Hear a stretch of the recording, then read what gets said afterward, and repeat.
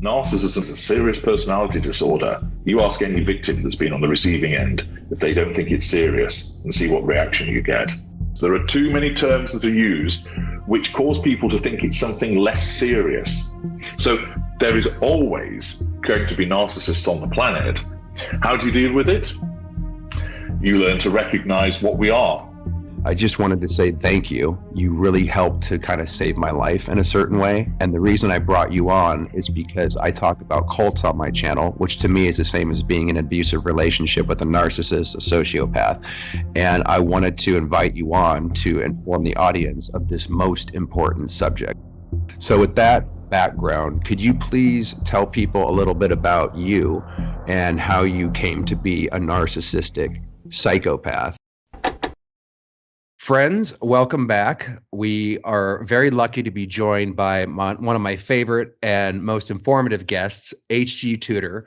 And this is the fourth interview that we've done. So I'm going to leave a link in the description box, as well as the pinned comment for the other 3 interviews that we did, because we're going to be picking it up from there. We've covered quite a bit of info on the previous interviews. HG, how are you doing, my man? I'm well, thank you. Thank you for asking, Doug, and pleasure to be back again. I always enjoy our conversation, so looking forward to our discussion today. And I know many of my listeners are as well. They always praise the interaction between you and I, so awesome. They'll be looking forward to listening to this. Thank you, man. And HG, I really, really do appreciate you coming on, not only once, but multiple times. I love speaking with you, and I get a tremendous amount out of your work, even to this day. It's an endless rabbit hole, narcissism. Yeah. It really is. I'll just ask you right off the bat, because I was curious as myself. Do you think are you going to do this for the rest of your life? Is this a lifetime endeavor where you'll never run out of material? Well, as you know, I have a professional and a private life alongside what I call blog world, Doug. Mm-hmm. And with that, there'll come a point where I will reduce what I do professionally. And then I either decide, do I play lots of golf and start making cathedrals out of matchsticks? Not really the look of a narcissistic psychopath, is it? There, but so, nobody will know. Nobody knows it's you. Exactly. Yeah. Maybe I'll just make satanic monuments out of matchsticks instead, and make it more fitting. That's how everybody envisions you. Yeah. Indeed, that's right. And as you know, I'm sat here now with sulfur smouldering around me and minions being tortured with tridents and pitchforks. Will I do this for the rest of my life? There is so much I want to convey to people in terms of my own story, more information about my kind. And at the moment, I'm sort of juxtaposed between people coming to me for help through consultations, of which that's booming. There's so many people want that assistance and are gaining it, alongside the content creation that goes with it. And I look to strike a balance between those two things for people.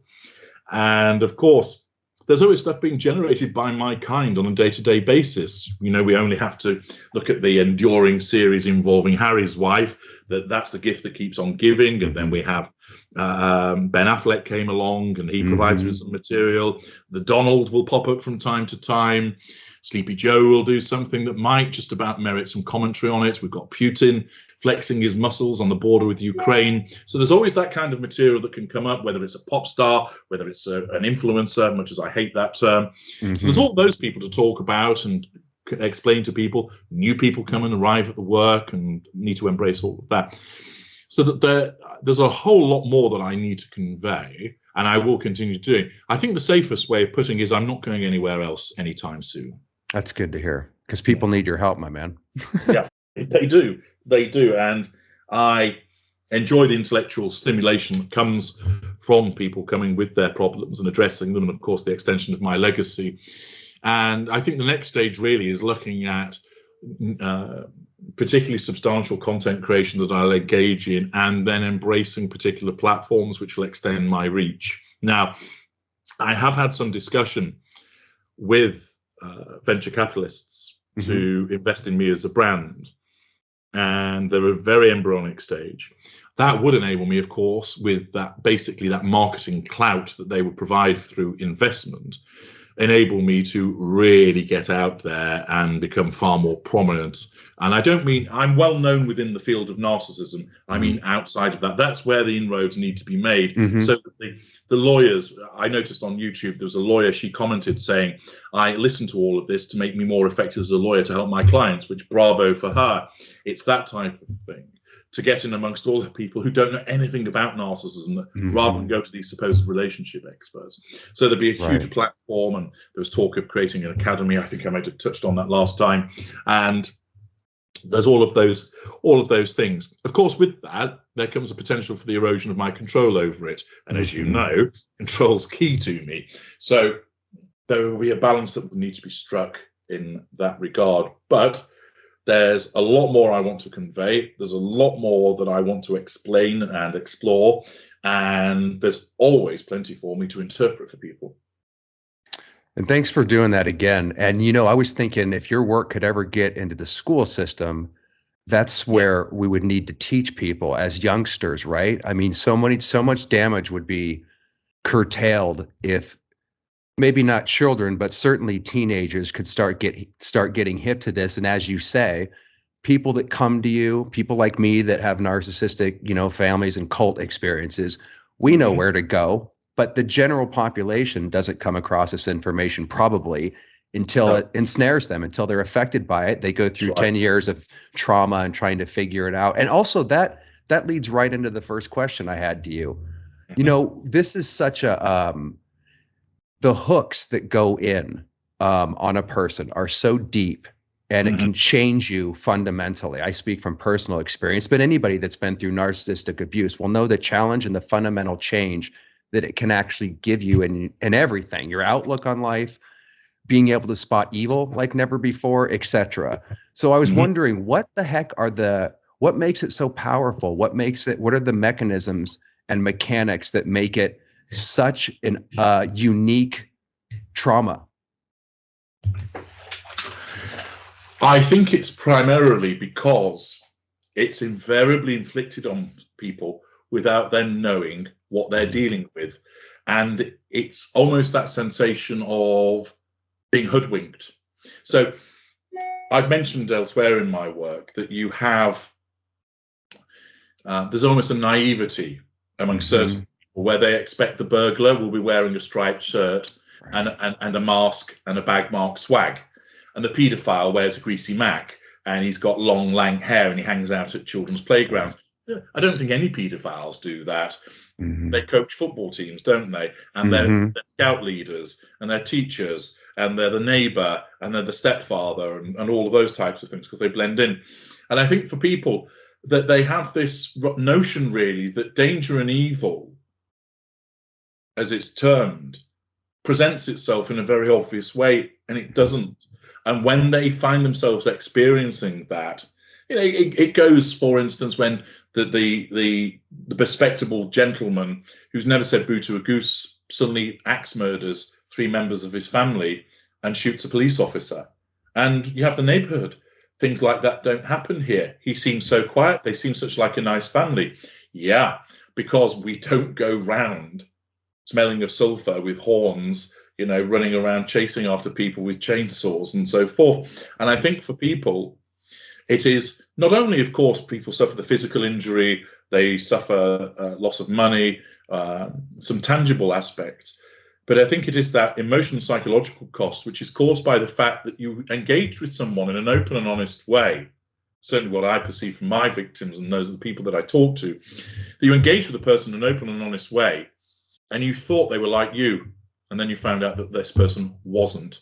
And to have your trust violated in that way, and also in a sense to feel rather stupid that you didn't see it coming, but nobody does, alongside everything else, that really is the salt that's rubbed into the wound, that you feel, why did I not see it happening? Why did I not pick up on it? And to think, you let this person into your home, you let them meet your children, you introduce them to colleagues, you lent them money, you open. Empathic people invariably, ultimately, end up opening themselves up. And that exposure, and then the way they're treated thereafter, it feels like the ultimate betrayal. And I think that's why it hurts so much.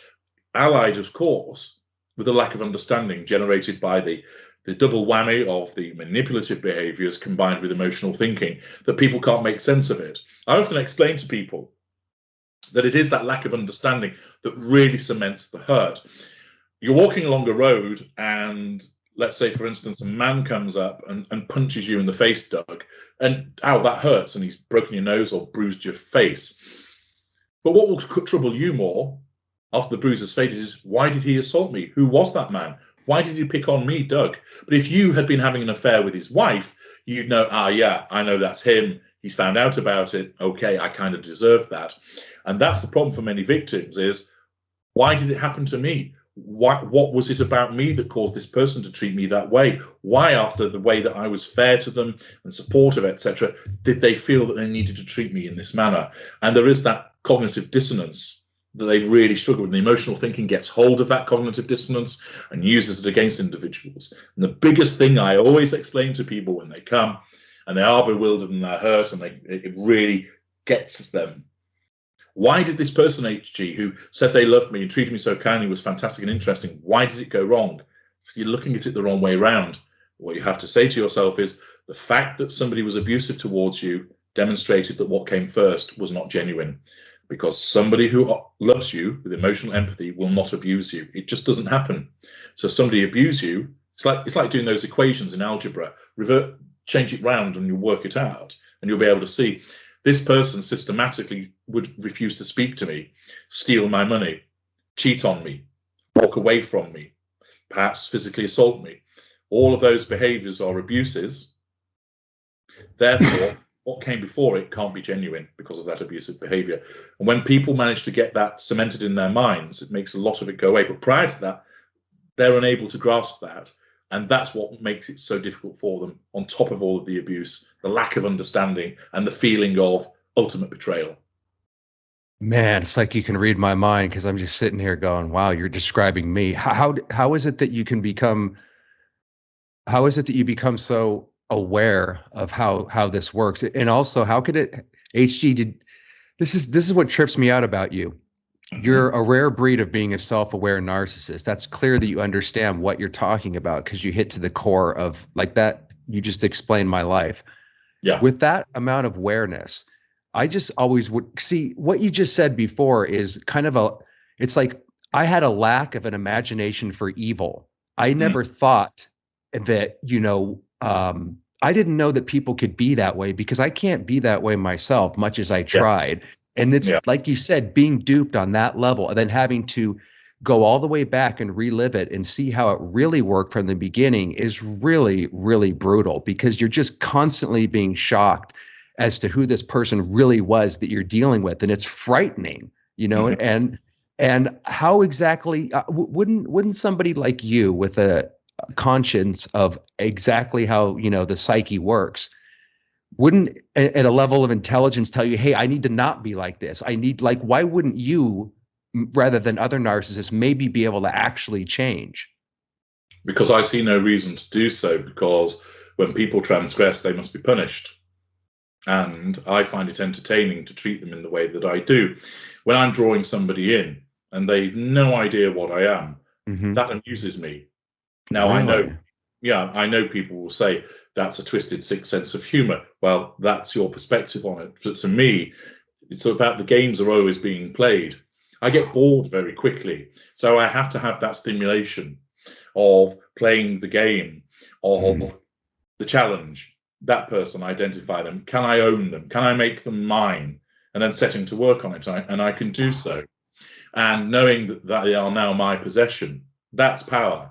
And control. And I always must have that control, and whatever the interaction it is.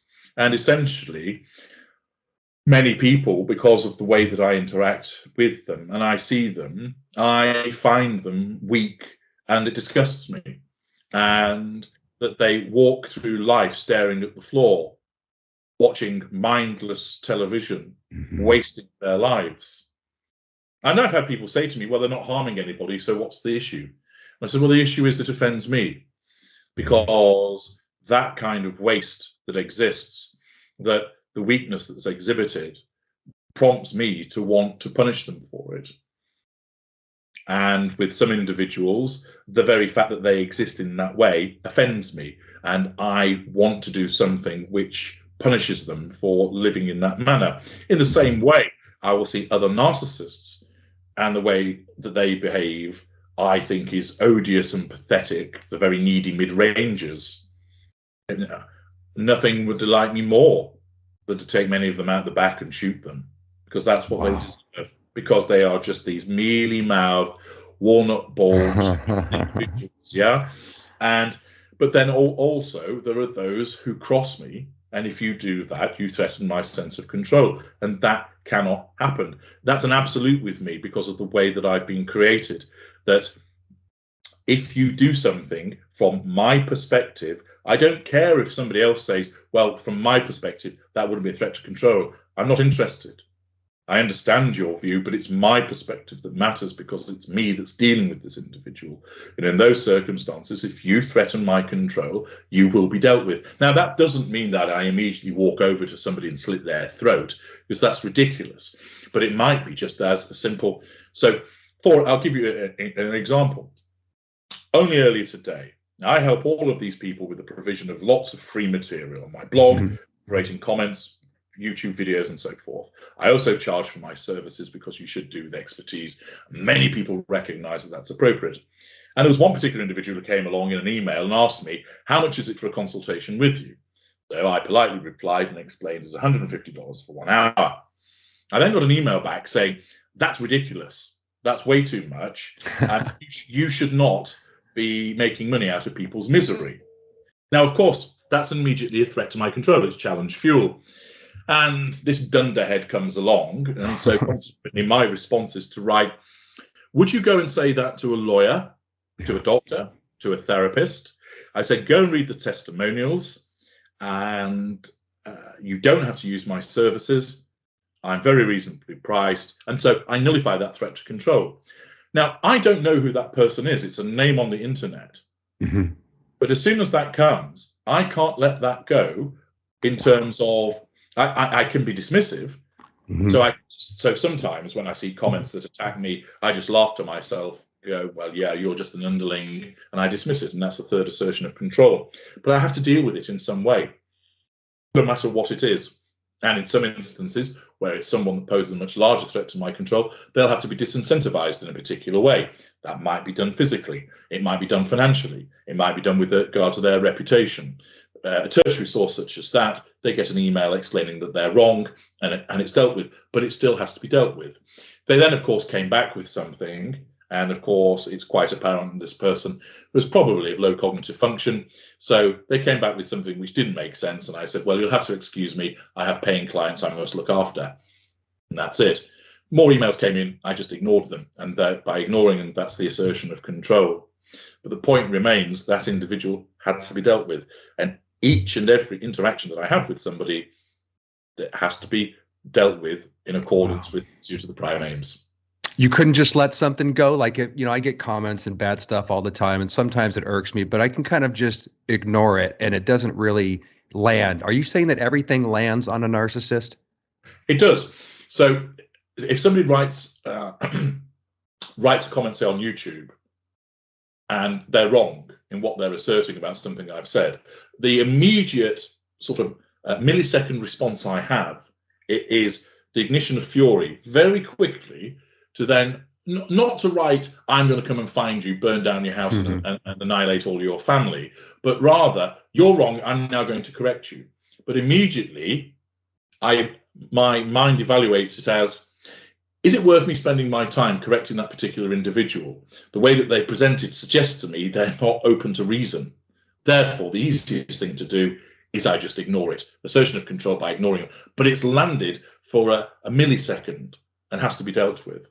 Wow. In other instances, I will see this person is laboring under a misapprehension. I can tell by the language that they've used that I could respond in a constructive fashion to correct them, and they're likely then to accept that correction appropriately. So I can go back to them and say, thank you for your comment. You're actually wrong. And then I explain to the point why they are. And then invariably they'll come back, oh, yeah, thanks for pointing that out to me. I appreciate that. I understand that. But again, it has to be just, but again, it's landed. each time. It's only a pinprick. And of course, a less evolved narcissist, it affects them to a greater extent because they've not got the skill set to be able to deal with it. So that's why you see certain narcissists who suddenly get into what we call a flame war in a forum with somebody, because rather than move on, they've got to back and go back and go back and go back and go back. And they just fire the same thing over and over and over again, and then they'll hurl the ad hominem insults. I don't do that because I'm more professional. And indeed, I'm waiting for them to throw the ad hominem insult towards me, which then signifies, yeah, you've resorted to that, which demonstrates that you don't have any actual cogent intellectual arguments to utilize. Thank you very much. And of course, recognizes with certain individuals like that, you won't be able to get them to change their mind because they're stupid. So what you do is, when I point it out to them, I'm not invariably doing it for them. I'm doing it for the rest of my readers and viewers. So they learn from the exchange, and it's that way. So, because remember, I have to assert control over that individual whilst maintaining control over everybody else that's on the radar at that moment. Wow. Because I it's a facade. So in the same way as I'm talking to you, by answering your questions, I am asserting control over you in a benign manner, but at the same time, I have to have one eye or one ear on the audience that's going to be listening to us. So it's maintaining that control. So if I suddenly had a hissy fit at you, I might, for instance, you asked me something which challenged me, was challenge fuel, Doug. That, and I don't have an issue with that, but let's say you did, and if I was a different type of narcissist, I might deal with it by saying, fuck you, Doug, and ending the call. Now, I've asserted control over you because I insulted you and I've withdrawn from the call. But then what's the collateral consequence of that? I look like a douche canoe watching it. So you will never get that with me. So you remember, you sometimes see the politicians on television. I'm not doing this. And they storm off.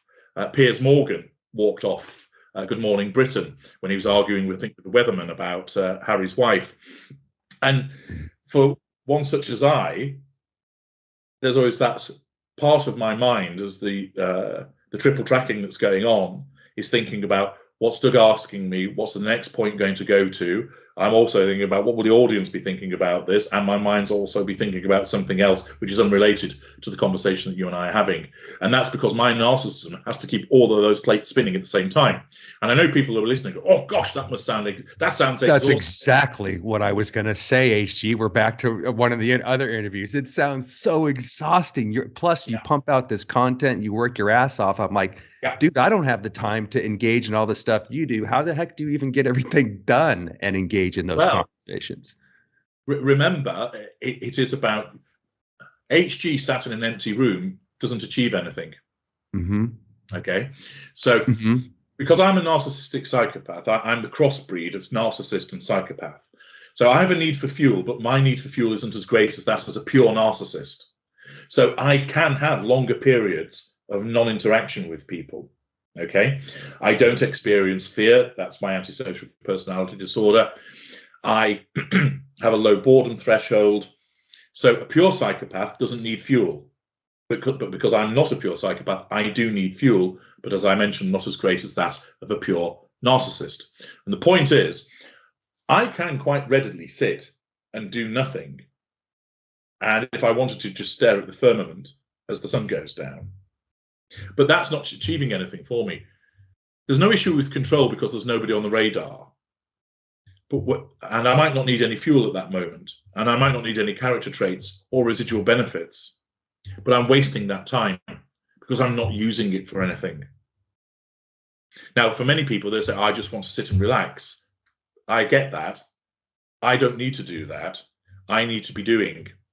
So I either need to be controlling somebody, I need to be creating something, I need to be doing what I'm doing professionally, controlling the intimate partner primary source in my private life, into non-intimate secondary source friends, assimilating information from them, always moving forward, learning more, because I have a huge intellectual curiosity, sitting and reading, picking stuff up off the internet, whatever it might be, something to do with the latest launch into space or someone's sporting prowess, the latest football results, whatever it might be, political tensions and so on and so forth. And I know people think, gosh, that sounds exhausting, but it isn't. That's how I function. So it isn't tiring to me. Yes, I get mentally tired and physically tired by the end of the day. And then I go to sleep my 4 or 5 hours, and then bang, I'm up and at it again the next day, straight out of the box. But I don't sort of flop around doing nothing, lying on the settee, just staring vacantly into space, because that's not achieving anything for me.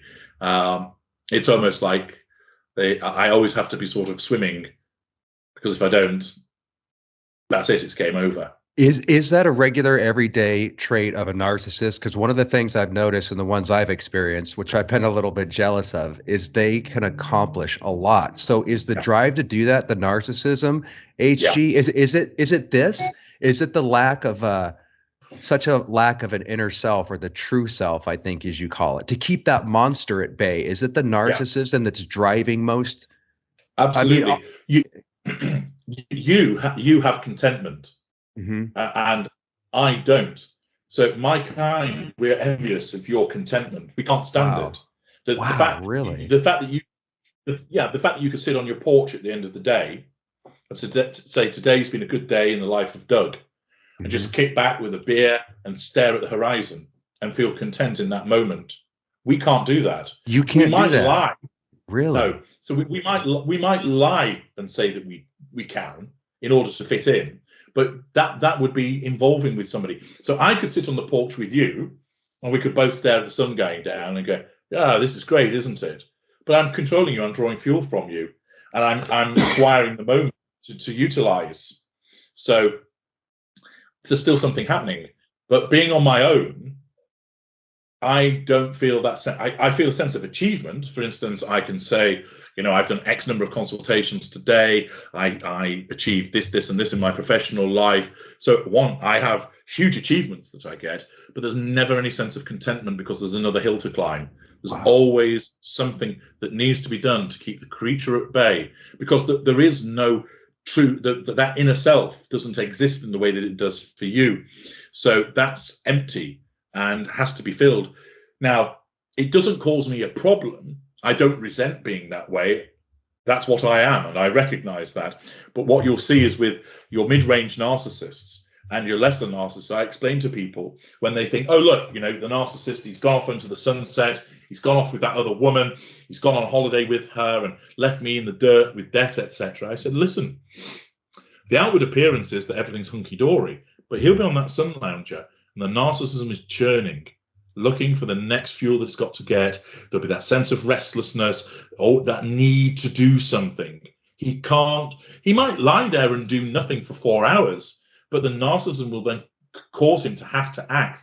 And that's why you'll be sat with a narcissist on holiday, soaking up the sunshine, and then you get needled over something, because the narcissist needs to provoke a reaction in you. We can't just enjoy the moment.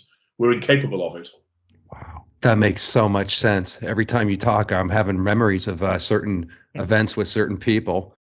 Do you, HG, how about, so we've gone in quite a bit of detail about the mechanisms of narcissism in the previous interviews. How about, let's swing over to some solutions, because people have left a lot of comments. They want to know kind of like, okay, so what do we do about this?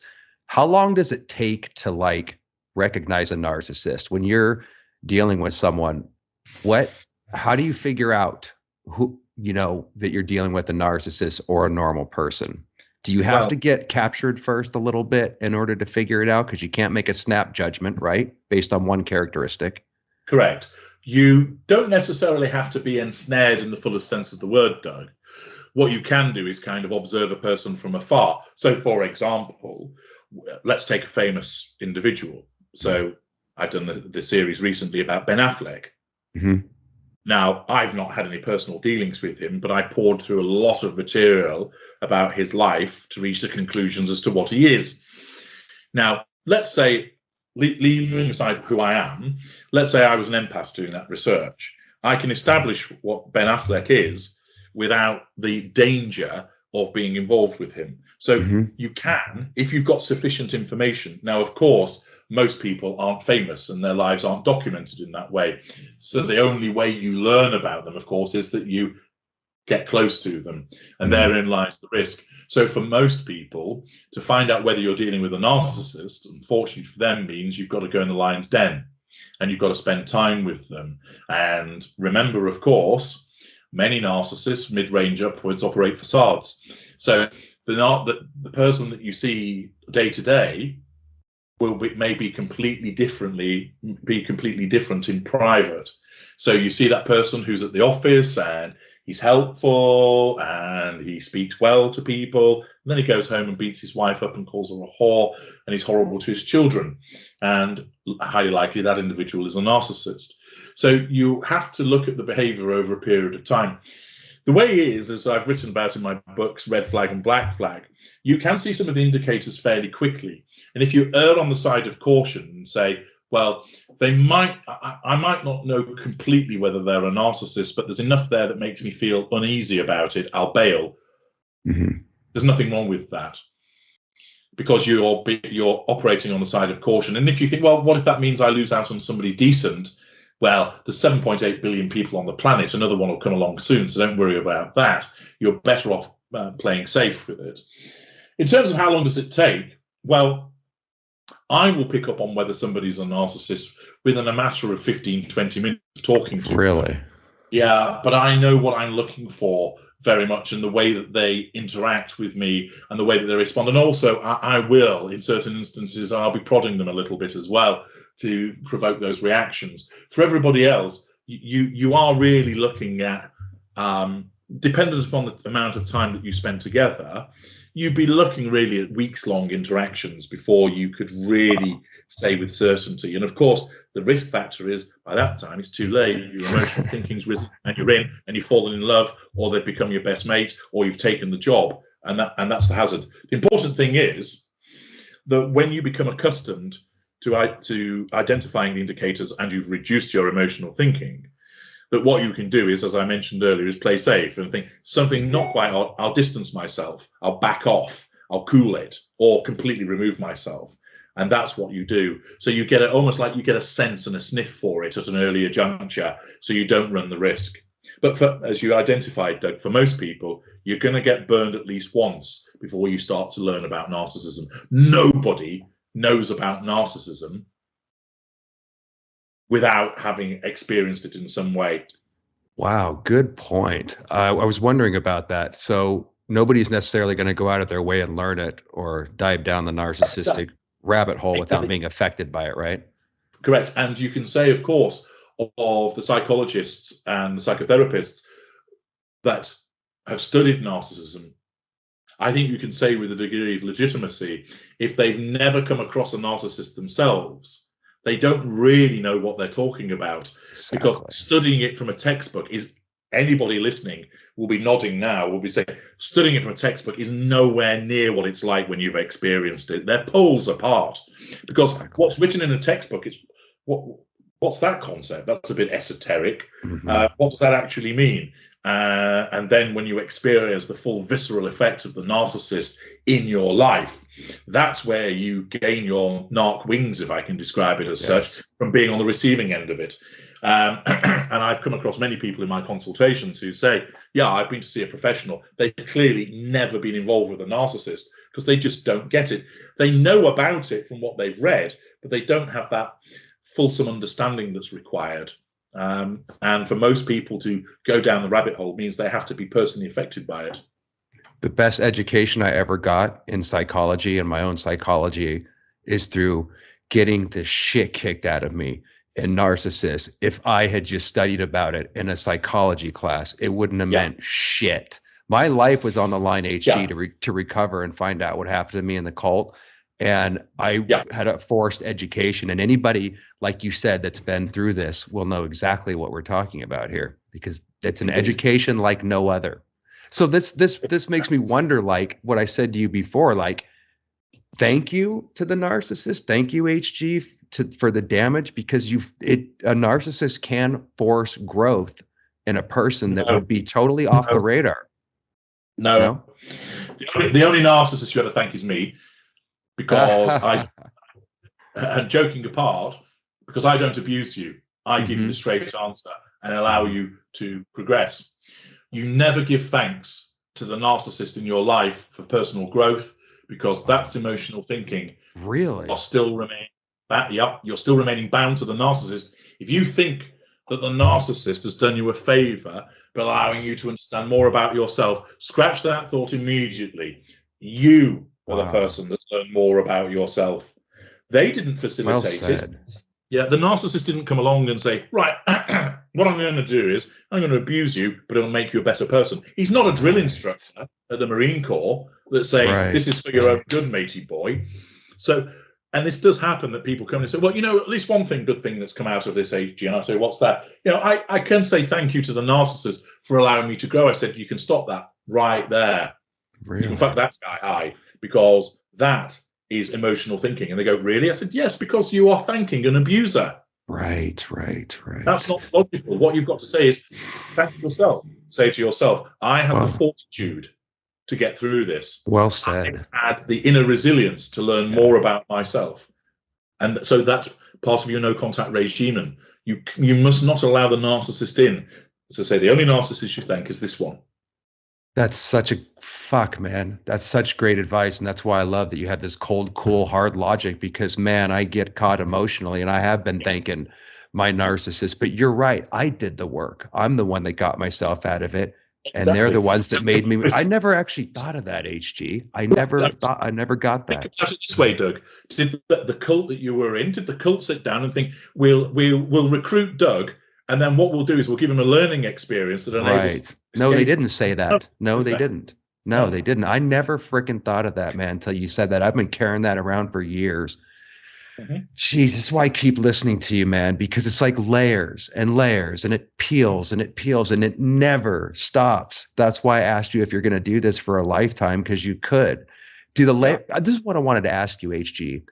For us that have been wounded, is there an actual healing point? Because I got to tell you, my friend, I think that this wound permanently changed me. It doesn't matter how much self-work or healing. I'm not obsessed with the self-work or healing. I feel okay, and I can spot them. You know, I'm not in the same environment, but it so affected me. Like we were talking about earlier, these hooks are so deep. I feel like it permanently altered me. Sure. I explain to people when they talk about the need to heal. Well, I understand the concept of you've suffered a physical injury from the narcissist, so you need to heal. The narcissist exhausted you, so you need to get your sleep pattern and your energy levels back. Or your finances have been completely fucked over, so you need to sort those out. Yeah, that's a kind of healing there. But the idea that you need to heal from something that happened in your past, no. The cake is baked, as I often say. That's who you are. Now, when you've been affected by our kind, which has created the addiction within you, all you need to understand is this is who you are and who you've been made. You can't undo that. Okay? And if you spend your time trying to embrace all of that, all you'll do is become locked in this cycle of navel gazing and not getting on with your life, thinking there's something wrong with you. Right. There is only something wrong with you when we come along. Right. So you invariably will, there'll be some individuals, for instance, who might be, you know, they are excessively shy in social situations. Okay, so you can do some work on improving that. But to think that you've got this sort of, I don't know, inner child that somehow has the inner childhood wounds, right. You can't. You're an adult now. The gate is closed on that. And why should you? Why should you change who you are? Do we go around and say to somebody who can't walk and they're in a wheelchair, you need to change who you are, you need to make yourself walk? No, you don't. You accept that that person can't walk. So if an individual has these flaws, that's part of who they are. What you need to recognize is, who is it that will exploit those flaws and use them against me? And most people won't, but my kind will, because our need for control, I sniff that vulnerability in you. Thank you very much. I'm now going to use that against you at the appropriate time. What's that? You were abused as a child. Thank you very much. I'll unlock that away. You're scared of the dark. Thanks for sharing that with me. Oh, what? The Christmas tree once fell over you and you're terrified of trees. Thank you for sharing that. I must remember to push you into the Christmas tree when the tide comes around. Doug, you terrible person. You're laughing at this. Where's your empathy? Where's your empathy gone? So you're turning me into a narcissist, HG. my powers are strong and far-reaching. I had no idea. So with that, you've got to recognize that you have those flaws, and with some, yes, you might make some improvements with them. As I say, you know, somebody who's particularly shy, but that's still who you are. And it's us that come along and utilize that. So I explain to empathic people, rather than get hung up on trying to change who you are, I regularly hear and see, oh, HG, I wish I wasn't so much of an empath. Tough you are. Deal with it. And it's only a problem when we come along. So how do you deal with it? Get your emotional thinking down, learn the signs of a narcissist, and steer clear. Yet they still, like you said, it's kind of is it permanent? I mean, is there any way to sort of like have a narc repellent where you, I don't know, get some kind of fortitude, enough knowledge, whatever, as an empathic person where you actually do stop attracting these people? Or is it just a given that these fuckers are going to come into your life because they sniff blood and that's just the way it is? It's just the way it is. You will always attract us. But the point is, you can do so much to ensure that you know we're coming towards you and that you act on that information. That's key. You'll always draw us like ants to the jam. Wow. But the point is that you can ensure that you move the jam away nice and quick because you see the ants coming. You recognize them and you act on it, whereas before you didn't realize what it was, and then people are clouded by emotional thinking that they learn about it but they don't act upon it. But you will always draw us to ours is a symbiotic relationship. You're drawn to us because of the addiction. We're drawn to you because your addiction makes you easier to ensnare and keep ensnared, and you cater to the prime aims better than anybody else. So whilst normals and narcissists and narcissistic people can also cater to the prime aims for me, if there was a smorgasbord with the range of people there, I'd choose empath every single time. Right. Because they cater to the prime aims more effectively than anybody else. And you say that it's the fuel, that's the lifeblood of the narcissist, and that's the emotional reaction or that you're feeding off of from the empathic person, and therefore they're more powerful. And that's why. Can I ask you more about that? That's fuel. That's fuel, right? So what is it about? Can you first explain it? Is it the emotional reaction, HG? And if so, what is it about the emotions in particular? Is it some kind of energy like a vampire gets? What is it about that emotional energy? Well, some people do liken it to an energy vampire. It's not the case that the depletion of your energy then translates into giving me energy. So it's not like, say, like in Dungeons and Dragons, I think it's a wight or a wraith puts their hand on one of the characters, and the lifeblood that they drain out of them automatically goes into the undead character and bolsters them. It's not like that. What it is that your response gives us validation, and it also signifies that you're under control, where it's pure fuel. And as a consequence of that, it enables us to have a sense of being and purpose, that we matter. Wow. Because the fact is, when we were formed, essentially we were created in an environment where we didn't matter because we didn't have control. And so where your reaction to us tells us that we matter, and that equates to making us feel powerful, so that we don't feel weak or vulnerable. So it's not a direct energy exchange. So it's not sort of almost like a Dementor sucking the life out of Harry Potter. It's more a case of your reaction, which is an emotional one, namely a kind gesture. You make me a cup of tea. You tell me that you love me. You blow me a kiss. You flip the bird at me. You tell me that I'm an arsehole with an angry face. All of those have emotion attached to them of some nature. That signifies that I've impacted upon you. And therefore, because I've impacted on you, I must exist and I must matter. That means I'm important. That means I've got power. That's what it equates to. So the narcissist exists by way of the empathic person. What if is it, I'm not saying, is it possible to starve the narcissist out of existence? What you would do is, if you had a situation where you captured a narcissist and took him into the countryside and stuck him in a bunker, with no way of communicating with anybody, he would have a fuel crisis and basically go into a catatonic state, suffering psychosis, depression, breakdown. But he wouldn't die. What would happen is he would go into the state of almost like, I don't know if you've watched the Black Mirror series, Doug. I have. Okay. I have. So do you remember Metalhead, where the dogs were chasing them across the landscape? I haven't watched it that much. I only watched like 2 episodes. There's basically, we don't know what's happened, but the actress Maxine Peake is being pursued along with some of her friends across the landscape in Britain, and there are these dog-like robots pursuing them, and she climbs a tree, and her thought process is, I'll keep activating it by moving, so the dog sits up and notices her until the battery runs down. And so similarly, the narcissist gets worn down as the fuel level drops until the narcissist won't function. But as soon as you came along to recharge that dog, away it would go again. It wouldn't be destroyed. So similarly with the narcissist, when somebody comes along and opens up the hatch into that bunker and goes down and starts talking to the narcissist and gives them some fuel, what's that doing? It's recognizing the existence and validating the narcissist. And like those first drops of invigorating water on a plant, it starts to bloom again. And that's what would happen. So you can starve a narcissist. The point is, you shouldn't really go about trying to do that, because we have a fuel matrix. And if you remove yourself from the fuel matrix, that's good. You protect yourself. But what you shouldn't do is go around trying to ensure that nobody else interacts with the narcissist, because then you're putting yourself on our radar and we will fight back against you with adverse consequences for you. And of course, we have so many people that we interact with that you might not know about.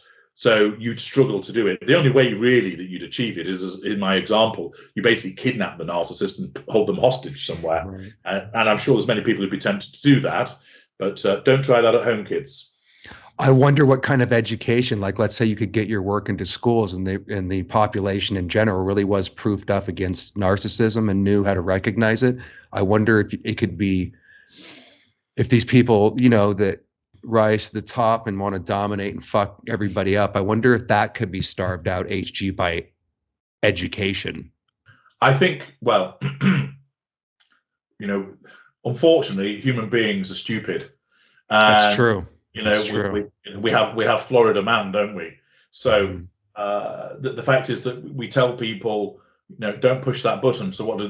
They push that button, right? And don't touch the live wires. You get an electric shock, and some epsilon semi-moron comes along and does it. That's so true, man. You just described the human race. Yeah, exactly. So the same way, you know, we've had education for hundreds of years, and right. It still produces idiots. You're so right. It's going to be a section of society that will never learn, and so they will be fed on by us. But right. What you would probably have is, if you were able to educate a large section of the populace that were empathic to stay away, that's where it would be interesting, because really? Wow. Yeah, well. Normal people can be ensnared by us, but they either are more difficult to ensnare or they don't stay ensnared for long. So what would happen is, if all the empaths were retreating from us, more or less en masse, then basically all the low-hanging fruit's disappearing. So we'd have to go after harder targets, which would necessitate greater energy expenditure. And what you might then see is that your lower echelon narcissists fall by the wayside, because they are basically ineffective. And if they can't get hold of somebody to breed with, who knows, you might start to breed out the lower levels. It's a hypothesis. It sounds like a correct hypothesis. That makes a lot of sense, what you just said. And similarly, you would then end up with a lot of narc-on-narc action. So that exists. That exists in certain, I mean, you know, take any political environment, take Congress, take the House of Commons. There's a lot of narc-on-narc action that's going on. Yes, there is. So, and of course, we assert control over one another, and two narcissists, of course, can both get control over one another at the same time, because Narcissist A insults Narcissist B, and Narcissist B sulks. Narcissist A then feels, I've got control unconsciously because I've made him shut up. Narcissist B, in his head, thinks, I'm not talking to him, therefore it's his decision, so he feels like he's got control over Narcissist A. So two narcissists can actually control one another. Wow. You might think it's mutually exclusive, but it's not. Narcissists, of course, can give each other fuel, and they can steal character traits from one another, and they can acquire residual benefits. But the problem is, ultimately, with the issue of control, is that it's a tempestuous relationship a lot of the time, particularly amongst the lesser and the mid-range narcissists, with the consequence that you try and assert control and the other narcissist would then retreat, so you'd lose them. So then you'd have to go and get the next narcissist, who after a period of time may well assert control by withdrawal and retreat. So then what does that do? It increases the energy expenditure. And as I think I've explained previously, our narcissism operates on a sort of economy setting, because we don't know in that day precisely when we might be called on to have a real huge energy expenditure.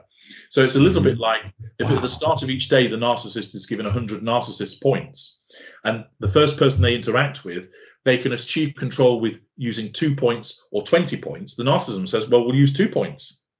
No point using 20. We need to save them, because the next person who comes along might take 11 points. So the narcissism has to operate in that economy setting. And that's why we like the path of least resistance, hence why we go over empaths. That makes so much sense. Speaking of empaths, HG, so, you know, I was attracted to, or maybe not so much anymore, I'm working on it, but the excitement of the narcissism versus the quote unquote normals. Yeah. So who are we supposed to hang out with? Like, you only like try to find other empathic people? Do you get used to the normals, or do you get sucked back? Obviously, this is the answer, but I would.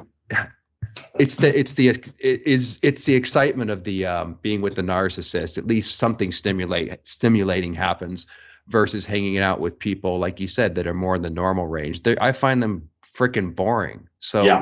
What's the solution to that? Well, two things. In part, that's emotional thinking, because there are plenty of empathic and normal people who aren't boring.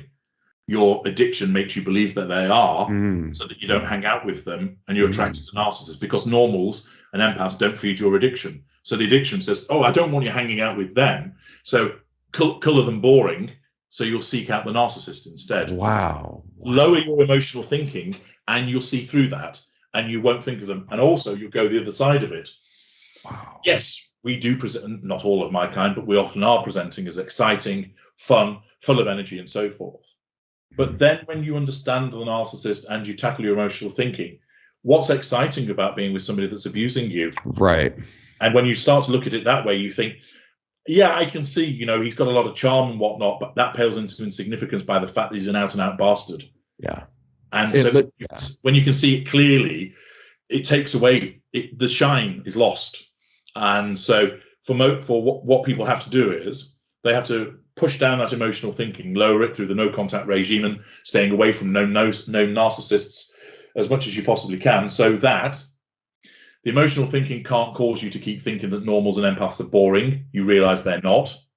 And you also then think, actually, what I once thought was exciting, it isn't. Because if you look at it logically, it isn't.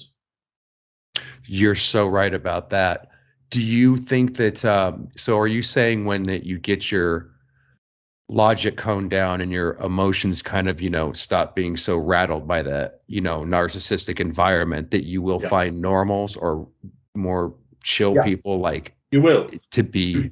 You will. With the people that I've worked with, commonly they go, oh, but HG, I don't want a relationship with an empath or normal. Narcissist, they're exciting. Not an empath. I that's what I empathic people I do like. I was just saying they're so rare though, HG. Like, do you just try to seek out like attracts like, or do you just go for an empath or a normal? I mean, you know, the key is, you don't go out there looking for the right person. You avoid the wrong people. That's the way to do it. And then you'll find the right people by default, who'll have the correct interests and exhibit emotional empathy. That's the way that you go about it. The thing is, when you're an empath, who's running around you? Who's clouding you the whole time? Who's creating a cluster around it? It's us. You can't see the empaths and the normals because you're surrounded by us. Right. Ooh, an empath, and we all come swarming you. This is so much insight in an hour. So we're on the hour. I'm going to ask you one more quick question. We have a minute and a half here, and then I'm going to have you tell people where they can get your services. I just wanted to answer this real quick, HG. This subject of fuel, I just wanted to know what it feels like to a narcissist. What is it? What does it feel like? It's power. It feels like a rush inside. So it depends what the starting point is. So if a narcissist is very low on fuel and has that sort of impending sense of doom, the irritation, then it's like a soothing balm. So it eases the narcissist, and they just start to feel a little bit calmer. And then as more fuel comes, feel emboldened. It's a sort of rushing sensation. And then it gets more, it's almost like fizzing with energy, feeling like you could take anything on. And the more that it comes, you feel like a colossus that could do anything, that you are this behemoth that is striding the world. But it's a sensation of power, an ability to do anything, an ability to achieve anything. And it's intoxicating. And I could feel the narcissist I was around. I'm thinking of a girlfriend that just would, that we'd feed off that. And it was almost, I didn't realize it, but it was like something would happen where with me that would upset me or whatever. And then she would become like emboldened, almost like she needed that power to continue existing and to achieve to achieve greatness, you know? Yeah. She was very active. Yeah. Yeah. Wow. HG, thank you so much for coming on and for another fascinating conversation. Could you please tell people what you offer? Narcsite.com is where you can avail yourself of the stuff that he has on the website, the Knowledge Vault, etc. But please explain whatever you'd like to say before we end off here. Certainly. So if you require my help and you want to learn more about narcissism, I have a range of platforms. As Doug has kindly explained, there's my blog, narcsite, narcsite.com, where there are thousands of blog articles and a very good crowd of people that you can interact with. I have a YouTube channel, HG Tudor the Ultra, Knowing the Narcissist, where there are 2,100 videos about a whole range of different topics there also. If you want my bespoke help, you can book consultations with me. You can utilize detectors to ascertain, are you an empath? Are you dealing with a narcissist? You'll find those in the menu bar at narcsite.com. I have a knowledge vault, which is chock full of brilliant and interesting material, telling you all about different aspects of narcissism. So there's a huge depository of information that you can have, and I hope that we are able to speak again in the not too distant future to again carry on our intriguing and entertaining conversations. I really, really appreciate it, man. I know the listeners do too. Listeners, if you are at all suffering from narcissistic abuse, or you're wondering, or you're intrigued, this is the guy to go to. He saved hundreds, probably thousands of people's lives. Again, HG, thank you very much for your time. I can't wait to speak to you again. Have a good day. You too. You're very welcome. Take care.